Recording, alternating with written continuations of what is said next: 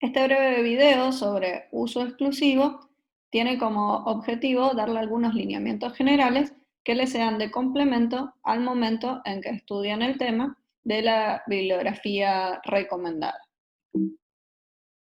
Cuando analizan el contenido de la comunidad hereditaria, es recomendable distinguir qué derechos tienen los herederos sobre la cuota parte indivisa de la herencia, qué derecho tienen los coherederos sobre la cuota parte indivisa de cada uno de los bienes que integran la comunidad, si es que lo tienen, y qué derecho tienen los herederos sobre los bienes en particular que conforman la masa hereditaria. El heredero tiene derecho sobre la cuota parte indivisa de la herencia. El heredero es titular exclusivo de su cuota y por lo tanto esta cuota es negociable y es enajenable. Tiene una participación concreta pero inmaterial sobre el conjunto de los bienes. Tiene un tercio, tiene la mitad, tiene una fracción sobre la masa. Este derecho es un derecho autónomo, no tiene limitaciones por la concurrencia con otros coherederos. Ya dijimos que es enajenable, es decir, yo puedo enajenar, el coheredero puede enajenar su cuota en la masa a través de un contrato aleatorio que se llama contrato de cesión de herencia y lo puede enajenar aún antes de la apertura del proceso sucesorio. ¿Desde cuándo? Desde el fallecimiento del causante. ¿Hasta cuándo? Hasta la partición, porque mientras dure este estado de indivisión, el heredero carece de título de dominio sobre los bienes concretos y determinados. Entonces, si quisiera enajenar algo por sí mismo, lo que puede enajenar es su participación en la masa, su cuota parte indivisa. Entonces nos preguntamos, ya que cada heredero tiene una cuota parte en la masa indivisa, ¿esto quiere decir que también tendrá una cuota parte indivisa sobre cada uno de los bienes que integran la comunidad? La respuesta es negativa. ¿Por qué? Porque el estado de indivisión, en este estado de indivisión, cada heredero carece del título de dominio sobre los bienes concretos y determinados. Como ya dijimos, este título de dominio llega recién en el momento de la partición, cuando se le asigna un bien determinado a su hijuela. Entonces, durante el estado de indivisión, no tiene un título sobre el bien determinado y concreto y por ende no tiene una cuota parte indivisa sobre cada uno de estos bienes integrantes de la comunidad. Lo que tienen los herederos sobre los bienes en particular es el uso y goce de los mismos. ¿Qué significa esto? El artículo 23-28 del Código Civil y Comercial de la Nación dice que el heredero puede usar y disfrutar de la cosa indivisa conforme a su destino en la medida compatible con el derecho de los otros copartícipes. Que cada heredero tiene un derecho individual que requiere la compatibilidad con el derecho de los otros coherederos. Es decir, el coheredero puede disfrutar y usar de la cosa sin alterar su destino, no pudiendo deteriorarla en su propio interés ni obstaculizar el ejercicio de iguales facultades que tendrían que tener el resto de los coherederos. Si no hay acuerdo entre los interesados, el ejercicio de este derecho debe ser regulado de manera provisional por el juez, continúa diciendo el 23-28. ¿Qué significa? Que el juez va a hacer lo que en su momento, cuando estudien los distintos tipos de particiones, se le llama partición provisional, que está regulada en el artículo 2370. El juez divide el uso y goce de las cosas que componen, de las cosas o de los bienes que componen un acervo hereditario, dejando indivisa la propiedad. Entonces, el principio general dice que todos lo debieran aprovechar al uso y goce de las cosas sin excluir al resto.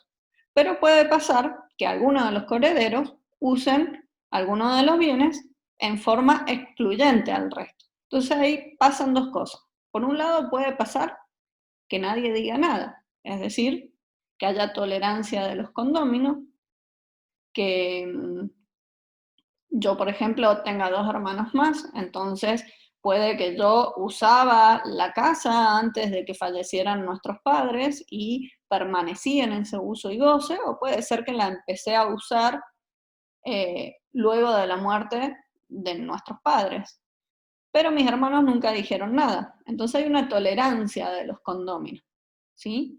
En ese uso y goce hay también una expectativa de que los demás lo permiten y como que se sobreentiende, y también lo sobreentiende luego la jurisprudencia, que el que vive en la casa, si seguimos en ese ejemplo, ¿sí? Se hace cargo de las tasas y de los servicios, que es como lo que él estuviera usando en su propio beneficio. Lo que no hay discusión en jurisprudencia es que el impuesto inmobiliario, por ejemplo, sigue estando a cargo de la masa. Entonces, en este caso tendríamos un uso exclusivo y excluyente, pero con consentimiento del resto. ¿Qué presume la ley? Si ninguno de mis hermanos dice nada, ni pide ejercer su derecho de uso y goce, en este caso sobre la vivienda, la ley presume el consentimiento que hace el resto a que yo viva en esa casa. Y esa presunción tácita, ¿sí? Significa también que presume la gratuidad, como si mis hermanos me estuvieran prestando o me estuvieran dejando vivir en ese inmueble en forma gratuita.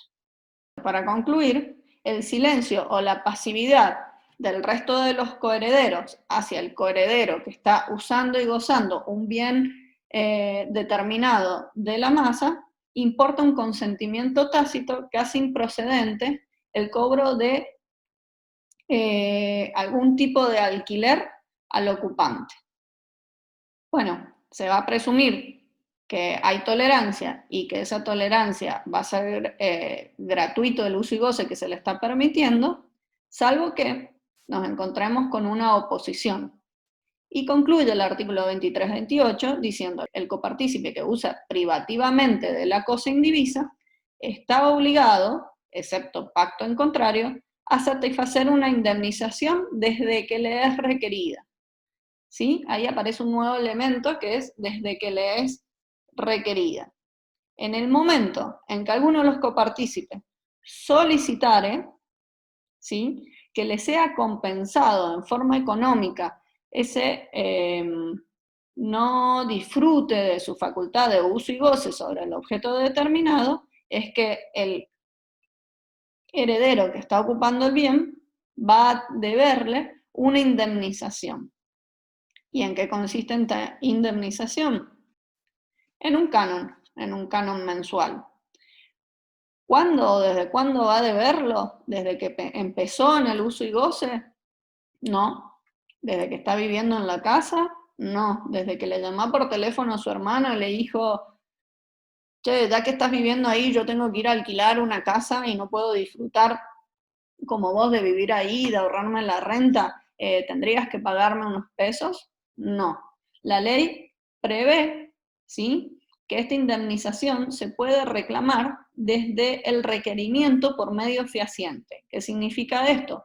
Puede ser de manera extrajudicial, a través de una carta documento en donde yo le precise al coheredero que me pague un canon por ese uso exclusivo que está haciendo y del cual me está privando, o desde la notificación de la demanda si es que no hubieran cursado una notificación extrajudicial previa. ¿Cuánto es que me debe? Y para determinar cuál es el quantum, ¿sí?, de ese canon mensual, yo tengo que saber cuál es el monto total del alquiler que se estaría, o que la masa estaría percibiendo si hubiéramos puesto ese bien, por ejemplo, en alquiler, que se lo hubiéramos alquilado a un tercero. Este derecho a la indemnización pecuniaria, ¿sí?, es un derecho individual, es un derecho divisible, es decir, que solo va a beneficiar a quien lo pide. Si somos 3 hermanos y uno vive en el inmueble y solo yo quiero pedirlo y mi otro hermano no le interesa esta indemnización, perfectamente yo puedo pedir mi parte. Es un derecho proporcional. ¿En qué proporción? En la proporción que yo participo en la herencia. Por ejemplo, si fuéramos 3 hermanos y en la sucesión de nuestros padres, 1/3. Y en la práctica, ¿cómo hacemos? ¿Qué pido? ¿Qué es lo que tengo que probar? ¿Qué contenido tendrá la resolución que resuelve este incidente de indemnización por uso exclusivo? ¿Y qué pasa si se incumple? Respecto a los primeros interrogantes, en el link que tienen a continuación en el aula virtual van a ver detallado cuáles son las partes de este incidente o de este escrito que presento para solicitar la indemnización por el uso exclusivo y excluyente. ¿Qué prueba es la que se aconseja pedir? ¿Sí? Y a continuación, en el link siguiente, vamos a tener una resolución en donde se hace lugar al incidente. ¿Qué pasa si se incumple? Y esta sentencia que acoge la solicitud en el incidente es ejecutable contra el heredero que está haciendo el uso exclusivo del bien.